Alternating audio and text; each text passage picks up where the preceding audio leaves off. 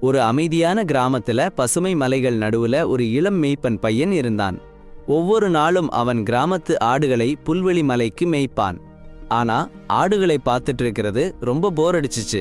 பேச யாரும் இல்ல, விளையாட விளையாட்டு இல்ல, புல்லை மட்டும்தான் ஆடு சாப்பிட்டுட்டு இருக்கு. ஒரு மாலை ரொம்ப போர் அடிச்சிச்சு அவனுக்கு.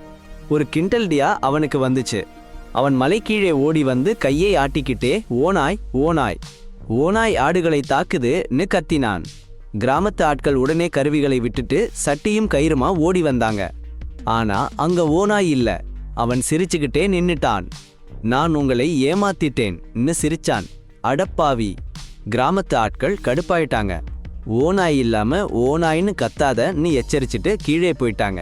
சில நாட்களுக்கு பிறகு அவனுக்கு மறுபடியும் போர் அடிச்சது.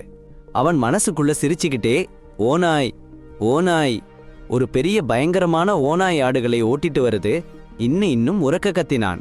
கிராமத்து ஆட்கள் வாடை பிடிச்சு வியர்வை சொட்ட சொட்ட ஓடி வந்தாங்க. ஆனா மறுபடியும் ஓனாய் இல்ல. அவன் தரையில உருண்டாடி சிரிச்சுக்கிட்டே